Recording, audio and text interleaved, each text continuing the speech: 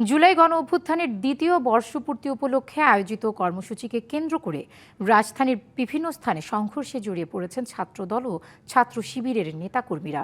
শুরুতে জগন্নাথ বিশ্ববিদ্যালয় ছাত্রদল ও ছাত্র শক্তি যোগসুর নেতাকর্মীদের মধ্যে দফায় দফায় সংঘর্ষ, ধাওয়া পাল্টা ধাওয়া শুরু হয়।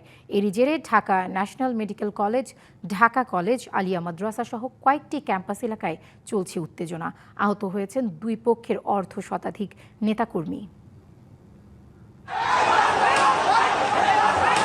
জুলাই গণ অভ্যুত্থানের দ্বিতীয় বার্ষিকীর অনুষ্ঠান কেন্দ্র করে মঙ্গলবার দুপুরে হঠাৎই উত্তেজনা ছড়িয়ে পড়ে জগন্নাথ বিশ্ববিদ্যালয়ে।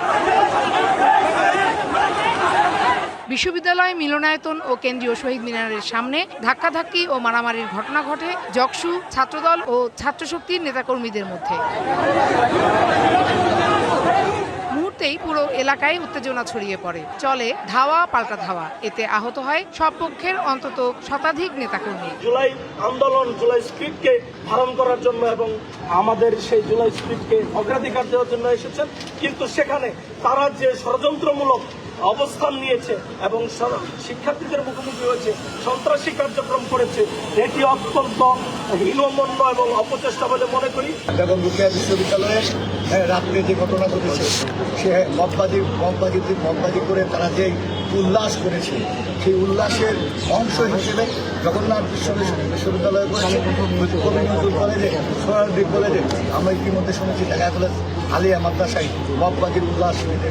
আমাদের ক্যাম্পাসে, বিশ্ববিদ্যালয়ের ক্যাম্পাসে শতাধিক সিসি ক্যামেরা আছে। আপনারা এখন প্রক্টর অফিসে যান, আইটি সেলে যান, প্রত্যেকটা সিসি ক্যামেরা নেন। কোথাও যদি দেখাতে পারেন যে আমরা উস্কানিমূলক কারো উপরে হামলা করেছি অথবা অশোভন কিংবা ক্যাম্পাসের শান্তি শৃঙ্খলা লঙ্ঘন এমন কিছু করেছি, তার দায়ভার আমরা গ্রহণ করব। বাংলা কিউআর যেখানে, নগদ পেমেন্ট সেখানে। সারা দেশে 10 লাখেরও বেশি মার্চেন্টে নগদে পেমেন্ট করুন খুব সহজে।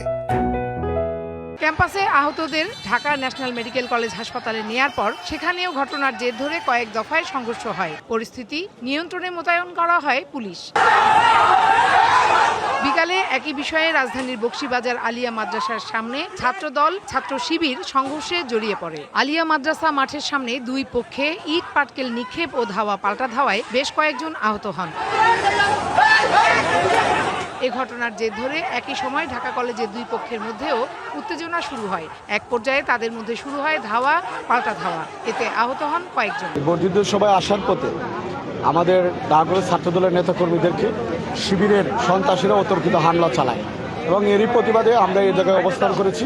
একই দিনে রাজধানীর বিভিন্ন শিক্ষা প্রতিষ্ঠানে সংঘর্ষের ঘটনায় ক্যাম্পাসগুলোতে উত্তেজনা বিরাজ করছে। পরিস্থিতি নিয়ন্ত্রণে মোতায়েন করা হয়েছে অতিরিক্ত police. Farhana Juthi, DBC news, Dhaka.